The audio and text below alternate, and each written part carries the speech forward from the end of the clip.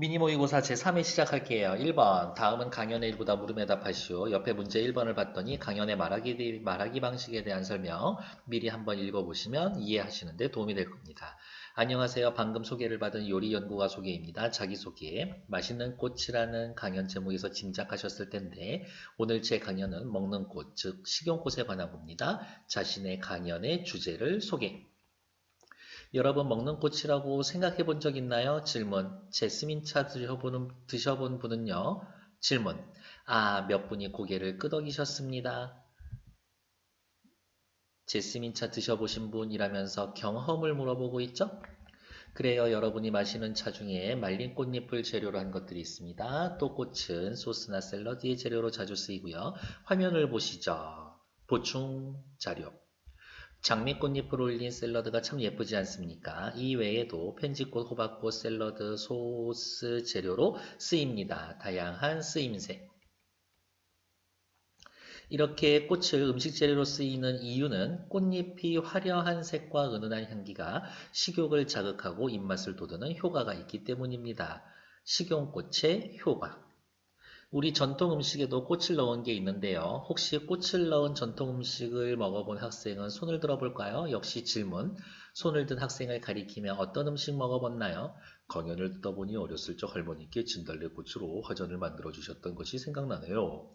네, 좋은 예를 들어주셨어요. 질문하고 대답하고 이럼으로써 강연을 이어나가고 있다. 이 학생에게 다 같이 박수 쳐주세요. 고맙습니다. 우리 조상들은 오래전부터 꽃으로 다양한 음식을 만들었습니다. 예를 들어 우리 조상님들이 꽃으로 먹은 음식 예시. 봄철에는 여럿이 모여 진달래 화전을 먹었고 가을이면 국화차를 마시기도 했습니다. 그런데 여러분 이 말씀은 꼭 드려야겠네요. 중요한 얘기인가 봅니다. 철쭉꽃을 화전 재료로 쓰이는 진달래꽃과 비슷하게 생겼지만 절대로 드시면 안 됩니다. 아네모네, 은방울꽃 같은 것들도 먹으면 안 된대요. 왜? 독성이 있으니까. 그러니까 꽃을 먹기 전에 독성이 있는 꽃인지 꼭 확인해야 합니다. 꽃에는 농약이나 오염물질이 묻어 있을 수 있으니 주의하시고 꽃에 따라 꽃가루가 알레르기를 일으킬 수도 있습니다. 그래서 암술수술 꽃받침을 제거하고 꽃잎만 드셔야 합니다. 특히 진달래꽃은 수술에 약한 독성이 있으니까 제거하고 반드시 물에 씻어야 합니다. 주의사항. 문제는 어렵지 않게 답을 구할 수 있었을 거예요. 위로 올라오시면 답은 몇 번? 그렇죠. 1번. 질문을 통해 청중의 경험을 이끌어내어 강연의 내용과 연결짓고 있다. 거저주는 문제. 다음 페이지로 넘어갈게요. 2번. 다음 장문 일지를 통해 알 수 있는 것으로 적절하지 않은 것은 밑에 살펴봤더니 보기 요 1번부터 5번까지는 다 맞는 이야기니까 한번 눈으로 익혀두시고 위로 올라가서 확인하도록 할게요. 나의 장문 일지, 오늘 장문 과제는 가족에 대한 글쓰기였었다. 주제. 가족은 친숙한 소재라 쉽게 글을 쓸 수 있을 거라 생각했지만 내용이 떠오르지 않아 막막하기만 했다. 어려움. 고민 끝에 가족에 대한 생각을 자유롭게 떠올려 보기로 했다. 가족여행, 어머니의 사랑, 우리 집, 영화 등등등 무작정 떠오른 생각들을 나열하다 보니 주제가 하나로 모아지지 않았다. 주제에 대해 고민했네. 그러던 중 어머니의 사랑을 표현하여 글을 쓰기로 했다. 주제 확정. 글을 쓰다 보니 어머니를 오해해서 빚어진 갈등이 떠올랐고 어머니의 사랑도 마음속에서 새길 수 있었다. 글을 쓰는 과정에서 내 글을 읽을 반 친구들, 예상 독자. 어떻게 잘 전달할지 고민했다. 어떤 내용에 관심을 보일까? 예상 독자의 관심 고려. 내 글에 공감할까? 마치 예상 독자가 곁에 앉아 있는 듯 스스로 묻고 답하며 초고를 완성했다. 주제가 하나로 잘 드러나고 있는지 살펴보며 주제가 하나로 드러난다. 글의 통일성. 표현을 다듬기도 하고 쓴 내용을 고치기도 하고 계획한 글에 개요를 수정하기도 했었다. 표현도 가다듬고 내용도 고치고 이러한 과정을 몇 차례 반복하고 나니 글이 완성될 때까지 힘이 들었지만 글이 훨씬 나아진 것 같았다. 엄청 열심히 글을 썼나 보네요. 밑에 나와 있는 1번 글쓴이는 예상 독자인 어머니 땡 예상 독자는 어머니가 아니라 글을 읽을 반 친구들이었었죠. 글쓴이는 필요에 따라 표현, 내용, 개요를 고쳐갔습니다. 표현도 가다듬었고 내용도 가다듬었고 개요도 가다듬었죠. 2번 맞는 얘기. 글의 주제에 따른 통일성이 잘 실현되는지 점검했습니다. 주제가 잘 드러날 수 있는지. 글쓴이의 내용 생성과 관련한 글쓰기 문제를 해결하기 위해 연상 방법을 사용했었다. 연상 방법 무엇이 있을까요? 여기 있네요. 생각을 자유롭게 떠올려 보기도 했었다. 라면서 연상. 5번 글쓴이는 가족에 관한 자신의 생각을 떠올린 후 어머니의 사랑이라는 주제를 선정했다. 여러 가지를 쓰다가 어머니의 사랑이라는 주제를 선정했습니다. 잘했어. 1번에 틀린 건 1번. 어렵지 않았었네요. 위로 올라가서 3번 문제 보러 가도록 할게요. 보기를 참고하여 서술어의 자릿수를 판단한 것 중 옳지 않은 것은 문장 속에서 서술어가 꼭 필요하는 성분의 개수를 서술어의 자릿수라고 합니다. 그 전에 확인해야 되겠죠. 서술어는 뭘 서술어라고 합니까?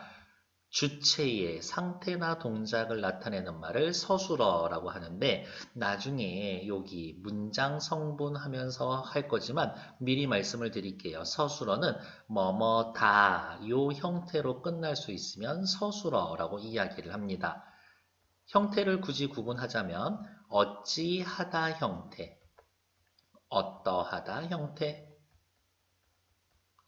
무엇이다 형태 이렇게 세 가지를 서술어라고 이야기를 합니다.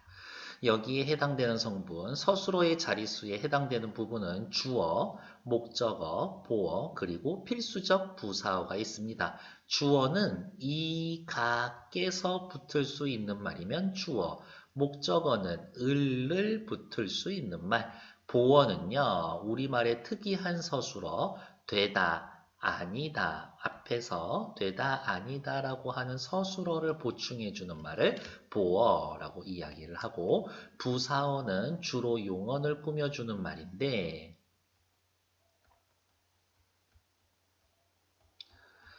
부속 성분이라서 기본적으로는 생략이 가능하지만 불가능한 경우도 있다. 그럴 때 필수적 부사어라고 이야기를 합니다. 그녀는 예뻤다. 예뻤다라고 하는 서술어는 누구만 있으면 된다? 주어만 있으면 되는 한 자릿수 서술어. 오케이.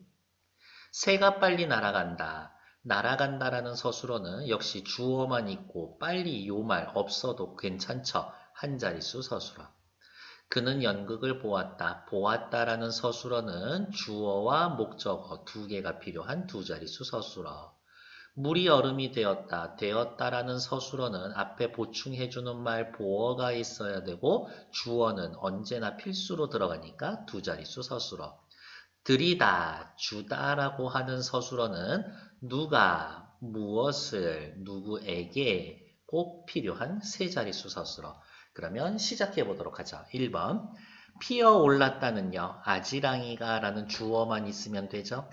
그 소년이 무지개를 바라보았다. 보다는요. 주어와 목적어가 필요하죠. 앞에 오는 관형어 필요 없는 두 자릿수 서술어. 아니다라는 서술어는 앞에 보어와 주어가 필요하고 네 이 말은 없어도 되죠. 두 자릿수 서술어. 세 자릿수 서술어인가? 다르다. 영국의 날씨는 한국과 다르다. 요 영국의라고 하는 관형어 없어도 되죠? 다르다라는 서술어는 세 자리가 아니라 두 자릿수 서술어다. 4번 탈락. 5번 그가 나에게 친절을 베풀었다. 베풀다는요. 누가 주어, 무엇을 목적어, 누구누구에게 필수적 부사어가 필요한 세 자릿수 서술어라고 확인해 놓으면 되겠고 다음 시간까지 참지 못해서 그냥 미리 말씀을 드릴게요. 지금 여기에 해당되는 부분들은 이름만 소개해 드릴 거예요. 문장 성분에 대해서 이야기를 하는 거고 문장 성분은 어절 단위로 구분을 하시면 됩니다. 문장을 구성할 때 필수적인 성분이라서 생략을 할 수 없는 성분들을 주성분, 다른 성분들을 꾸며주는 데 쓰는 수식하는 데 사용되는 부속성분, 이들과는 달리 혼자서 돌아다니는 독립성분, 이렇게 세 가지로 나눌 수가 있다. 주성분, 너무 중요해서 생략할 수 없는 애들 누가 있다? 주어, 서술어, 목적어, 보어. 부속성분은요, 다른 말들을 꾸며주는 말인데요. 일단 오늘은 이름만 하기로 했으니까 관형어, 부사어. 독립성분에는 누가 있냐? 독립어. 이런 아이들이 있다. 일단 오늘은 이 정도 용어 익혀두는 정도로만 확인하도록 할게요. 어쨌든 3번의 답은 다르다라고 하는 서술어는 두 자릿수 서술어다. 확인해 놓으면 되겠고요. 다음 페이지로 넘어갈게요.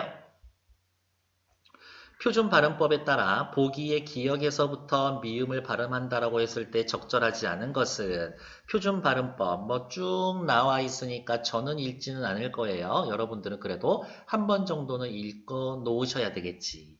시작하러 갈게요. 주름이 많던 그 이마에는 어떻게 읽습니까? 많던이라고 발음을 하고 있죠. 무슨 일이 벌어졌어요? 많다의 만의 히읗 받침과 뒤에 오는 자음 초성 디귿이 만나서 티귿이 되는 뭐 이름을 굳이 말씀드리자면 거센 소리 되기 현상, 의문의 변동 중에 교체 탈락 축약 첨가 중에서 축약에 해당되는 부분이다. 젊어 품었던 꿈들은 사라졌지만 어떻게 발음을 해요? 젊어라고 발음을 할 겁니다. 겹받침이 있을 때에는요, 모음으로 시작하는 형식 형태소가 올 때 뒤에 것을 넘겨서 발음한다. 이 상황이고, 너희가 없으면 나도 없단다. 얘는 의문의 변동을 살펴보면 없단다, 없단다 요렇게 발음이 될 겁니다. 비읍, 시옷, 겹받침 중에 하나가 사라졌습니다. 얘네들을 자음군 단순화라고 이야기를 하고 교체 탈락 축약 첨가 중에서는 탈락에 해당된다. 다음 없단다, 없단다, 없단다 요 부분에서 이루어진 거는 된소리 되기 현상. 된소리 되기 현상은 디귿이 두 개가 되어서 첨가해요 라고 하면은 위험하고 드가 뜨가 됐습니다 라고 해서 교체에 해당됩니다.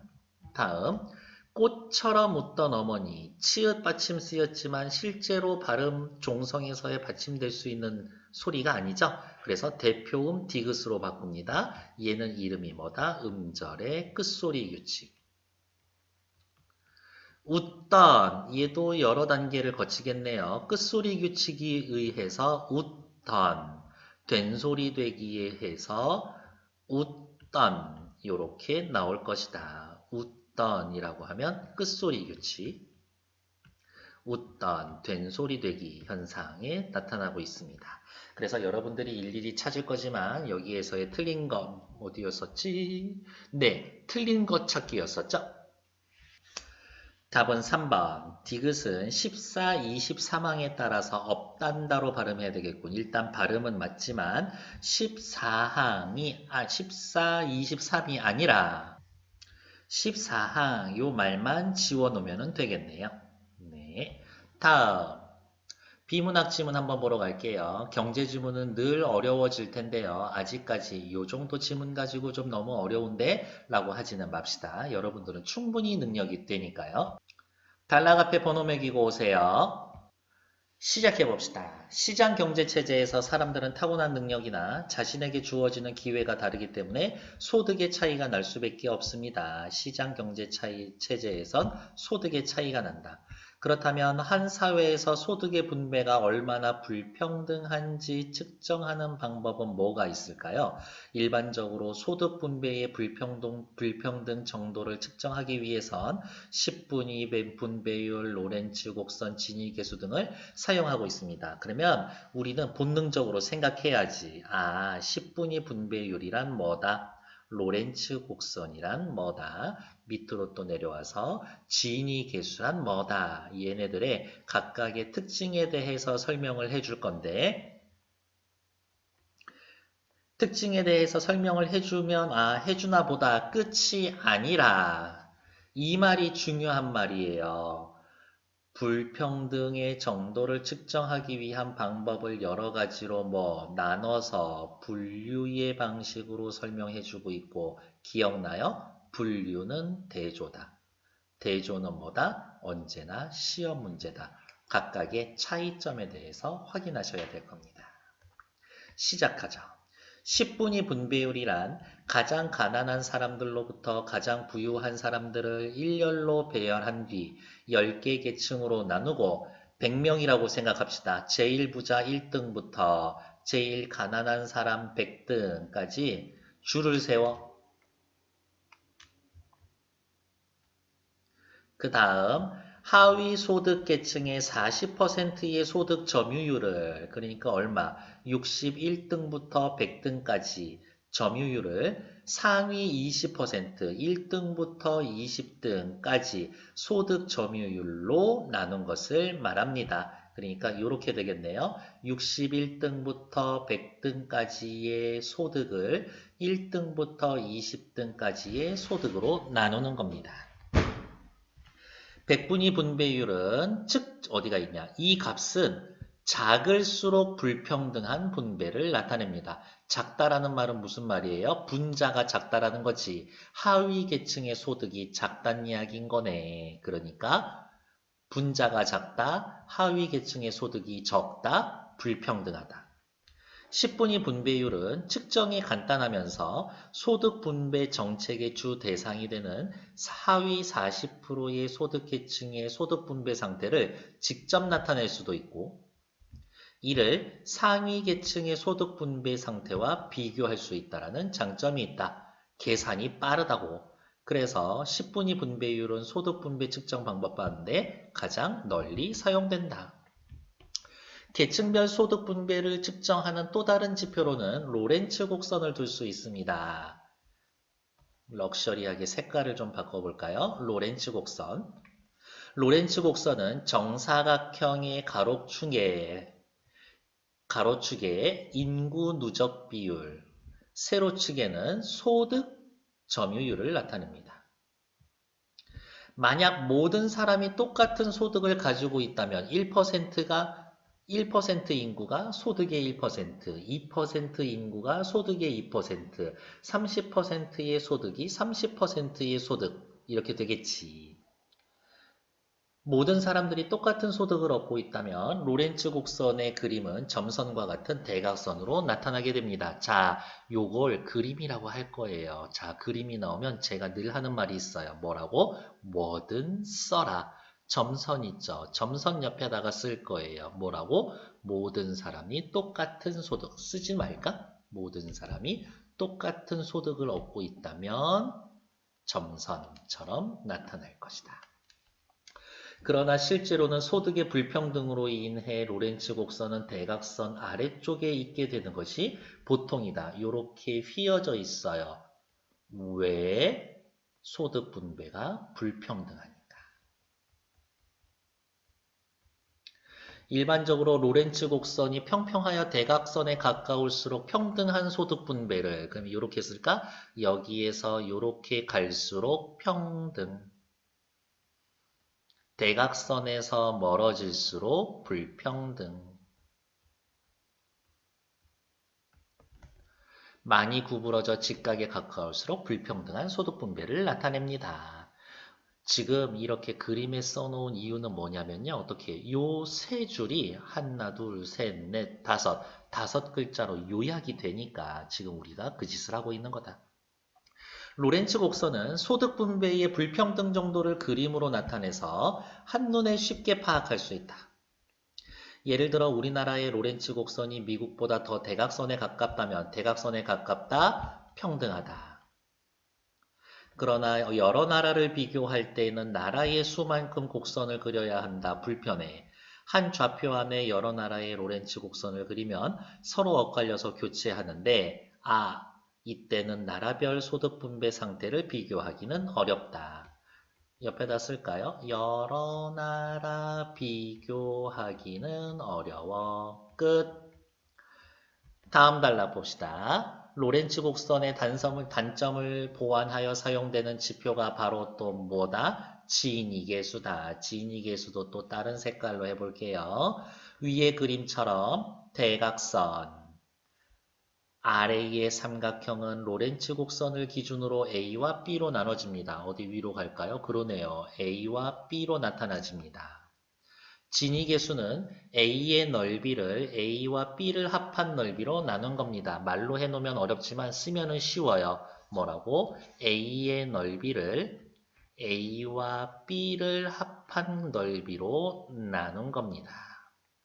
진위계수는 로렌츠 곡선이 대각선에 가까울수록, 다른 말로 쓸까요? 평등할수록 0의 값을, 대각선에서 멀어지면 1에 가까운 값을 갖지만 옆에다가 쓸까요? 0에서부터 1, 0에 가까우면 대각선에 가깝다, 평등하다, 1에 가깝다, 불평등하다.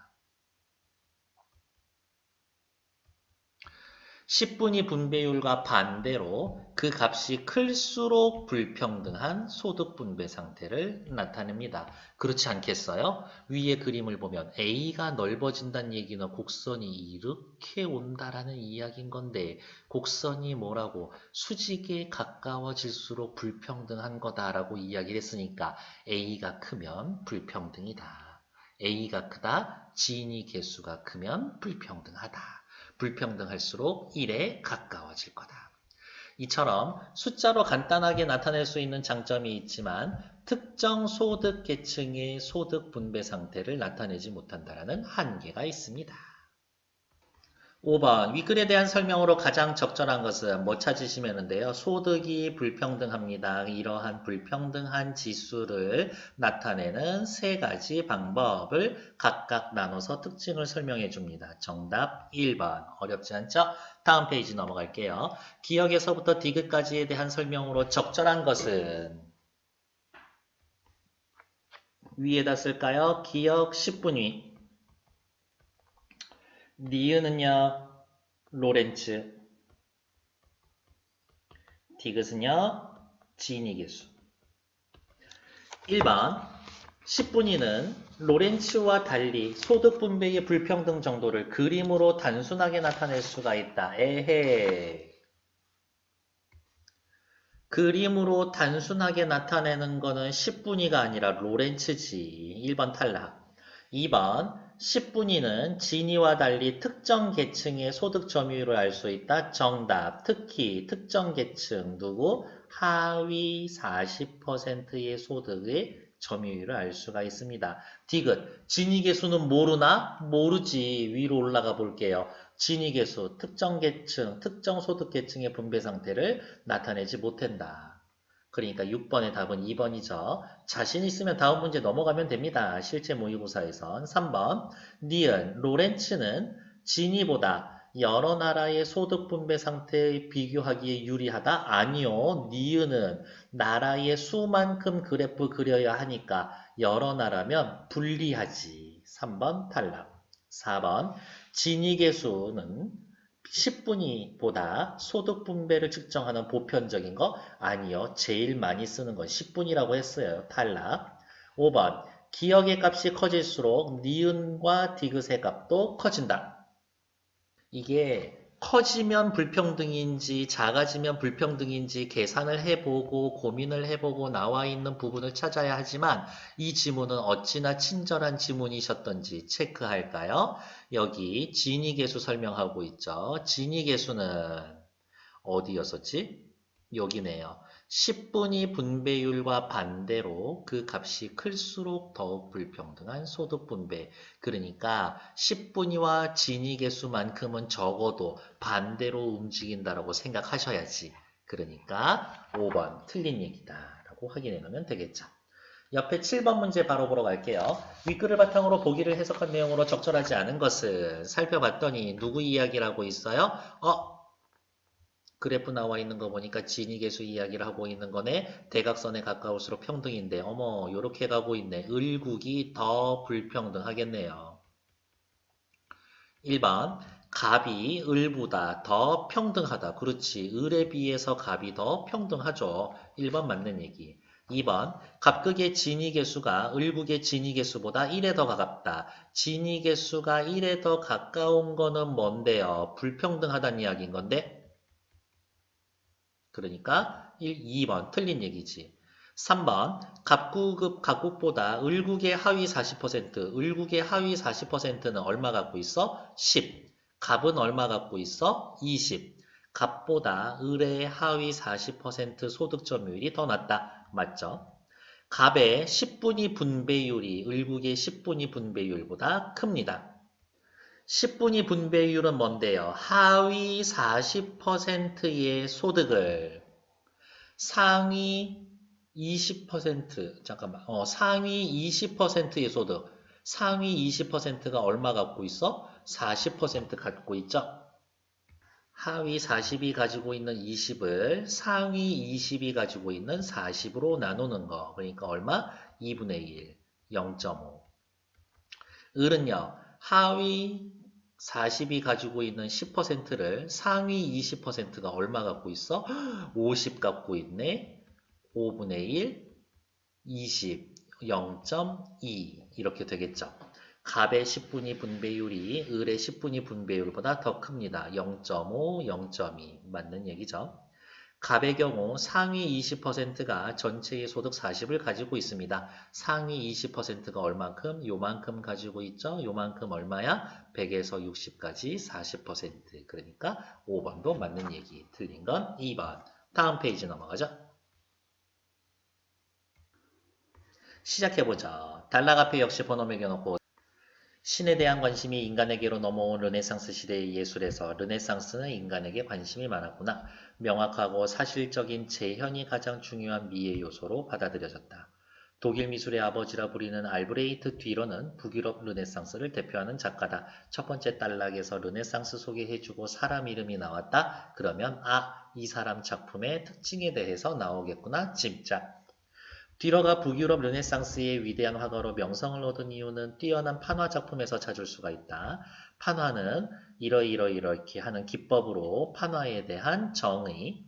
뒤러 이전의 판화는 흑백의 대조를 위주로 한 단순한 하급 미술. 그러나 뒤러는 해칭 기법을 통해 판화의 단순성을 사실성의 경지로 끌어올렸다. 엄청 자세한가 봐요. 판화 주제에. 죄송해요. 판화 비하하는 거 아닙니다. 해칭 기법이란 판화나 소묘에 사용되는 방법으로 가늘고 세밀한 평행선이나 교차선을 활용해 입체감이나 음영을 표현하는 것이다. 가령 밝은 곳에 비해 어두운 곳의 선들은 더 빽빽하게 구성해서 명암을 드러낸다. 이러한 방법으로 대상의 명암과 질감, 양감을 유화 못지않게 사실성을 구현할 수가 있었다. 뒤러의 판화에서 볼 수 있는 또 다른 특징은 과학적인 연구를 통해 선원근법을 실현하여 사실성을 높였다는 것이다. 선원근법은 정교한 비례 계산을 통해 가까운 것은 크게, 먼 것은 작게 보이게 하며 공간감과 거리감을 드러내는 원근법이다. 이러한 원근법을 사용하여 실내 배경과 자연의 풍경을 더욱 사실적으로 표현했다. 배경까지 사실적. 이탈리아, 유럽 미술과 북유럽 미술의 특징을 모두 확인할 수 있다는 점도 뒤러 판화의 특징이다. 이탈리아에서는 해부학의 근거에서 인체와 동물의 부드러운 선을 매우 사실적으로 표현했고요. 이러한 점을 자신의 작품에 적용했고요. 북유럽 미술의 특징인 세부 묘사의 정교함과 화면을 가득 채운 여백 없는 구성으로 사실성을 구현했습니다. 뒤러 이전의 판화는 회화에 비해 하위 장르, 판화는 복제의 수단으로 이용되어서 예술적 가치를 제대로 인정받지 못했지만 뒤러는 오늘날의 오늘날의 창작 판화처럼 밑그림부터 판의 새김까지 직접 제작, 판화의 사실성이라는 회화적 요소를 통해서 판화가 가지는 기존의 한계를 넘어 독자적인 작품으로 인정받는 계기를 마련했습니다. 뒤러의 작업에 의의 정도 되겠네요. 위로 올라가서 살펴보시죠. 8번 윗글에서 언급되지 않은 것은 뭐예요? 있냐 없냐죠. 살펴보러 갑시다. 1번 요거에 관련된 건 파란색으로 색깔 칠해봅시다. 윗글에서 언급되지 않은 것 1번 선원근법의 원리와 효과. 세 번째 단락에 있죠. 선원근법을 통해서 그림의 사실성을 높일 수가 있습니다. 선원근법 뭐예요? 먼 것은 작게 보이게 하여 공간감과 거리감을 드러내줍니다. 그러니까 1번 있는 얘기지. 2번 뒤러 판화의 예술적 의라는 말은 뭐뭐 해서 좋은 점이라고 생각합시다. 마지막 단락에 있었죠? 뒤러의 판화 작업의 의는 뭐라고? 판화가 가지는 기존의 한계를 뛰어넘어 독자적인 작품으로 인정받는 계기를 마련했습니다. 그러니까 2번 얘기도 있고요. 3번 판화의 재료와 제작 과정 바로 옆에 두 번째 단락에 있죠? 판화는 나무, 금속, 돌 같은 재료를 써서 이미지를 만들고 잉크를 칠해서 종이에 대고 눌러 영상을 얻는 기법이라고 해서 3번 있지. 4번 르네상스 시대의 예술의 특징 첫 번째 단락에 르네상스 딱 한 번 나왔죠? 르네상스 미술의 특징 뭐예요? 관심이 인간에게로 넘어왔다. 명확하고 사실적인 재현을 중요하게 생각했다. 5번 있죠? 그러니까 8의 5번은 있지도 않은 거니까 어떻게 읽어보지 말고 체크. 다음 페이지. 다음 문제 9번 윗글을 읽은 독자가 보기에 대한 반응으로 적절하지 않은 것은 1번 가늘고 세밀한 옷으로 여인이 옷을 입고 있어 굴곡과 명암을 드러내고 있지 나쁘지 않은데요. 가늘고 세밀한 선은 굴곡과 명암을 드러낼 수 있습니다. 이런 얘기 어디가 있어요? 여기 있죠? 선들을 빽빽하게 구성해서 명암을 드러낼 수 있고 뒤로는요 뭐라 그랬어요? 이탈리아 미술의 영향을 받아서 부드러운 선으로 굴곡이 있다는 얘기지. 그러니까 1번 맞는 얘기. 2번 보러 갈게요. 화면을 가득 채운 구성을 통해 오케이 화면 가득 차 있죠. 대상의 단순성을 드러낸다고 큰일 날 소리 하고 있네. 여기 북유럽 미술의 특징인 세부 묘사와 정교함과 화면을 가득 채운 구성으로 사실성을 구현했다. 단순성이 아니라 뭐라고 고쳐야 되겠어요? 사실성을 드러내고 있다. 라고 고쳐야 되니까 어쨌든 틀린 건 2번. 3번 여인의 허리에 걸려있는 장식을 세부적으로 정교하게 묘사했다. 사실성을 드러낸다. 맞는 얘기고요. 4번 아이의 볼과 팔의 부드러운 선, 사람 선의 부드러운 선, 여기 인체와 동물의 부드러운 선, 인체와 동물의 부드러운 선, 사실적이다. 인체의 특징을 잘 드러냈다. 오케이. 5번 정교한 비례 계산을 통해서 비례 계산했나요? 멀리 있는 요 성이 작게 보이고 있잖아요. 가까이 있는 인물은 크게 멀리 있는 건물은 작게 해서 원근감을 드러내고 있습니다. 맞는 얘기지. 그래서 틀린 건 2번. 아, 너무 죄송한데요. 여러분들에게 지금 교재로 나가 있는 이 부분에서 뒷페이지가 좀 빠져 있었을 거예요. 그래서 그냥 제가 드리는 선물이라고 생각하고 3회는 여기에서의 마무리 짓도록 할게요. 수고했어요. 안녕!